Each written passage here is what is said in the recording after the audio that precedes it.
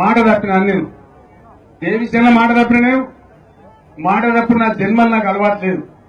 ఒక దళిత నాయకుడినే ముఖ్యమంత్రి చేస్తానని చెప్పి కేసీఆర్ ప్రకటించాడు. నేను చెప్పిన అంటే తల నరుక్కుంటా గానీ ఆ మాట తప్పను. ఆదిలాబాద్ జిల్లా తెలంగాణకు కాశ్మీర్ లాంటి జిల్లా. ఈ జిల్లాలో అనేకమైనటువంటి వనరులు ఉన్నాయి, వసతులు ఉన్నాయి. నేను ఒక్కటే మాట మీకు చెప్తా ఉన్నా, ప్రాజెక్టులు ఏమున్నాయో ఏం లేవో నాకు బాగా తెలుసు. 2-2.5 సంవత్సరాలలో ఆదిలాబాద్ 100% సస్యశ్యామలం చేసే బాధ్యత నాది. నేను మనవి చేస్తా ఉన్నా. ఇప్పుడు ఇది తెలంగాణ రాష్ట్రం. ఎవడాపుతాడో ఎవడు అడ్డమొస్తాడో నేను చూస్తా. అవసరమైతే ప్రాజెక్ట్ గానే కుర్చీ వేసుకొని కూర్చొని ప్రాజెక్ట్ కట్టిస్తానని మనవి చేస్తా ఉన్నా. కాంతనపల్లి దేవాదుల ఎట్లా అగమేఘాల మీద కంప్లీట్ కాదో ఇప్పుడు ఎవడు అడ్డమస్తాడో ఎవడు ఆపుతాడో నేను చూస్తా. దాని సంగతి అవసరమైతే వరంగల్నే కుర్చేసుకుని ఆ 2 ప్రాజెక్టు కూర్చొని కట్టిస్తా అని చెప్పి నేను మనవి చేస్తా ఉన్నా. 10 లక్షల ఎకరాలకు నీళ్లు తెచ్చే బాధ్యత నాది అని చెప్పి నేను మనవి చేస్తా ఉన్నా. బాసర క్షేత్రాన్ని తిరుమల తిరుపతి స్థాయిలో డెవలప్ చేసుకోవాల్సిన అవసరం ఉంది. మాట తప్పినా నేను ఏ విషయంలో మాట తప్పినా నేను మాట తప్పిన నా జన్మలు నాకు అలవాటు లేదు. బీపీఎల్ కోసం ఇచ్చిన ప్లాంట్ లో చాలా పెద్ద పవర్ ప్లాంట్ రాబోతుంది. 4000 మెగావాట్ల అల్ట్రా పవర్ ప్లాంట్ రాబోతుంది. దానిలో చాలా మందికి ఉద్యోగాలు దొరుకుతాయని నేను మనవి చేస్తా ఉన్నా. గిరిజనులకు 12% రిజర్వేషన్ ప్రకటించిన తప్పకుండా రిజర్వేషన్ 12% గిరిజనులకు నేను అమలు చేయిస్తాను. ఎలక్షన్ మేనిఫెస్టో ఏదైతే ఉందో తూచా తప్పకుండా ఒక్క మాట కూడా కొల్లుపోకుండా 100% ఆ మేనిఫెస్టోను అమలు చేస్తామని కూడా ఈ సందర్భంగా ప్రజలకు నేను హామీ ఇస్తా ఉన్నాను. తెలంగాణ సమాజం ఆ అమర వీరులకు ఎంత స్మరించుకున్నా, ఎంత పొగుడుకున్నా, ఎంత చేసుకున్నా తక్కువనే.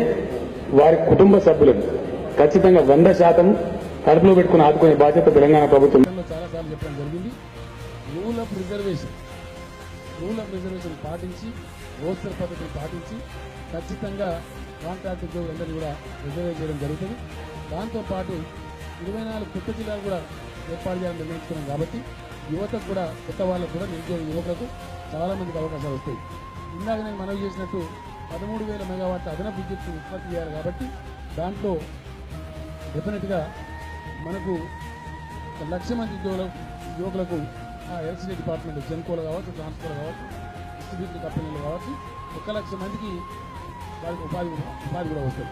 ఒక ఉద్యోగి క్రమబద్ధంగా పనిచేయాలంటే కనీసం అది ఒక 3 సంవత్సరాల అక్కడ ఉండాలి. వెంటనే పని అనేది డెలివరీ చేయగలుగుతాం. మనం ఎమ్మెల్యే కోపస్ ట్రాన్స్ఫర్ చేయడం, ఎంపీ కోపస్ ట్రాన్స్ఫర్ చేయడం, మంత్రి కోపస్ ట్రాన్స్ఫర్ చేయడం అనేటువంటి దుర్మార్గమైనటువంటి ఒక అన్హెల్తీ వాతావరణాన్ని తీసుకొచ్చిన గత ప్రభుత్వాలు ఇప్పుడు అంత ఉండదు. వీటికి మాటికి స్థానచలనాలు ఉండవు. ఖచ్చితంగా 3 years ఒకసారి మాత్రమే ఎంప్లాయీస్ ట్రాన్స్ఫర్ ఉంటుంది. అది నేను ఉద్యోగులకు హామీ ఇస్తా ఉన్నాను. ఈ పద్ధతులలో అమరుల కుటుంబాలకు వారి కుటుంబానికి 10 లక్షల రూపాయలు ఆర్థిక ప్రభుత్వ పరంగా అందిస్తాం. అమరుల కుటుంబంలో ఒకరికి లేదా 2-6 కూడా ఉద్యోగం కల్పిస్తాం. దక్షిణ ప్రొడక్షన్ మాటలు చెప్పాలంటే Telangana is going to be seed bowl of India. అంత గొప్ప అవకాశం ఇక్కడ ఇండియాలో ఎక్కడ లేదు ఇంత మంచి అవకాశం. కాబట్టి రైతులు మొత్తం విత్తనాలు పండించే విధంగా ప్రభుత్వమే వాటిని కొనే విధంగా ప్రభుత్వమే తెలంగాణ సీడ్స్ కార్పొరేషన్ పెట్టి భారతదేశం మొత్తానికి విత్తనాలు సరఫరా చేసే విధంగా చర్యలు కూడా తీసుకోబోతాం. మాట తప్పినా నేను ఏ విషయంలో మాట తప్పినా నేను మాట తప్పిన నా జన్మలు నాకు అలవాటు లేదు. ఇప్పుడు ఏదైనా ఇబ్బంది వస్తే సూపర్ స్పెషాలిటీకి రావాలంటే అయితే నిమ్స్కి రావాలి, లేదా ప్రైవేట్ కార్పొరేట్ హాస్పిటల్ హైదరాబాద్ రావాలి. ప్రజలు ఆ దిస్తు నుంచి పోవాలి. అందుకోసం 24 జిల్లాలు తెలంగాణలో వస్తున్నాయి. కాబట్టి తెలంగాణలోనే 24 నిమ్స్ వస్తాయి. మొత్తం తెలంగాణలో ప్రతి జిల్లా హెడ్ క్వార్టర్లో వస్తుంది. హైదరాబాద్లో ఉన్న నిమ్స్ కాకుండా మరొక 24 నిమ్స్లు మొత్తం జిల్లాలో రాబోతాయి. మాట తప్పినా నేను ఏ విషయంలో మాట తప్పినా నేను మాట తప్పిన నా జన్మలు నాకు అలవాటు లేదు.